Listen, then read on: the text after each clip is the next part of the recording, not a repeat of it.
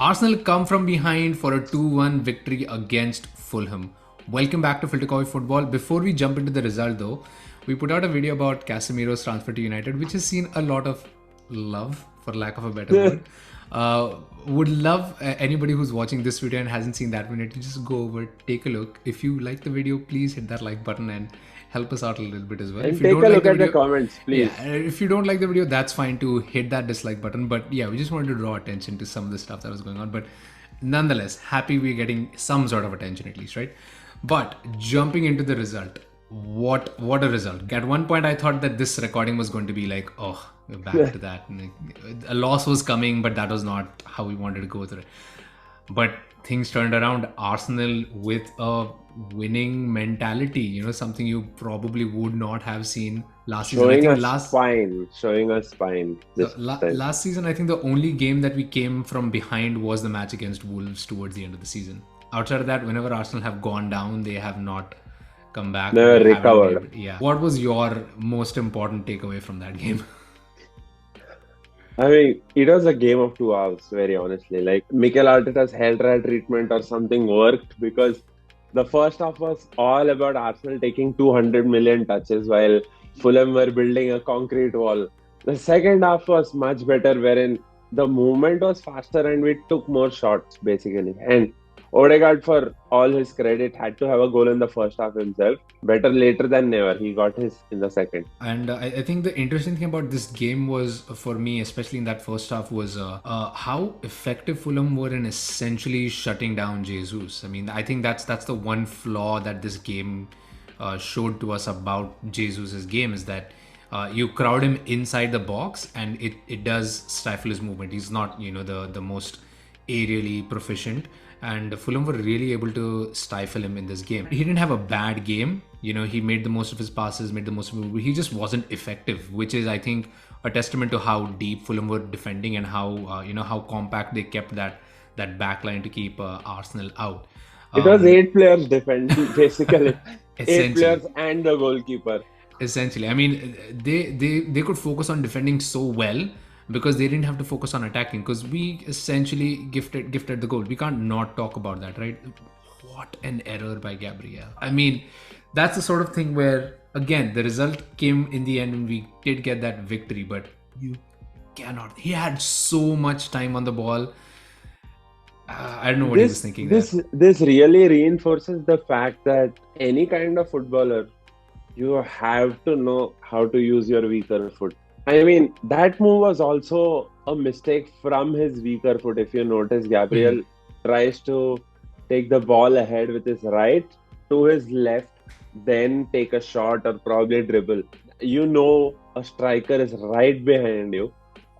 Secondly, like, what are you waiting for? Maybe that dribble might happen in the next move. Don't just think about waiting for a few minutes and thinking through all the possibilities, because the Premier League is way too fast enough for you to be allowed a certain specific time to think all your moves while you just hold the ball and like play around with it. No, that's not happening in the Premier League. And Mitrovic, for all his credit, he did the right thing, right? Like, chased the defender and caught him unaware. That's 4 goals from 4 games for Mitrovic. I mean, if he keeps up this kind of scoring form, obviously we see Fulham being safe. I mean, already Fulham have a really good start in the league, right?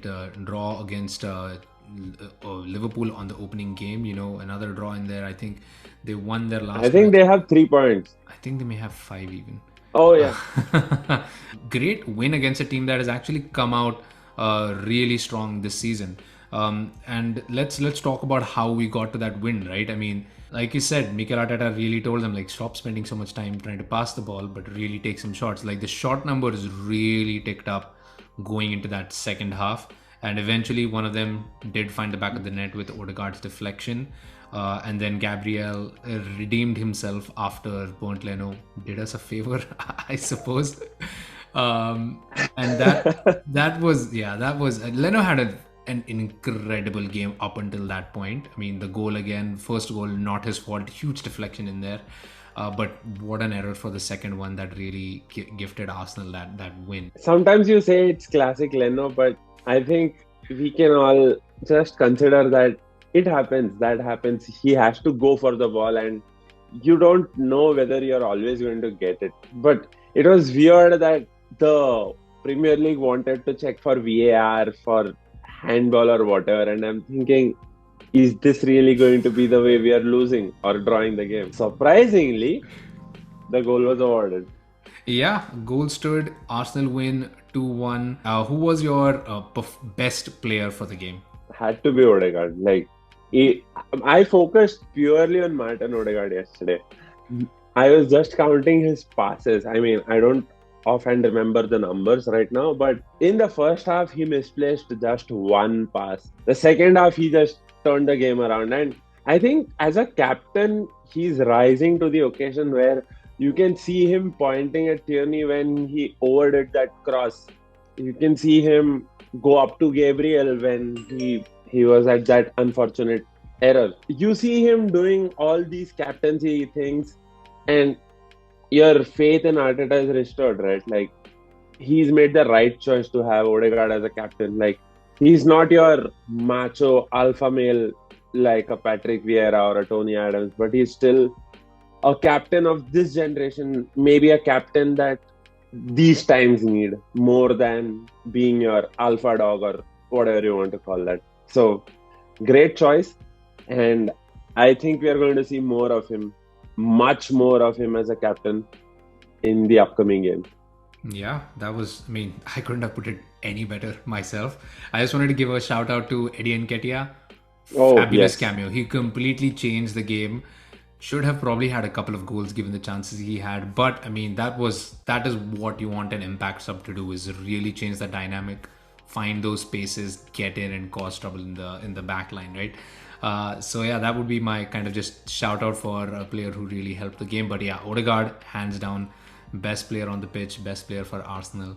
And yeah, that was Arsenal 2-1, top of the table, 4 wins from 4. Four wins, Let's four keep games. it going. Yes.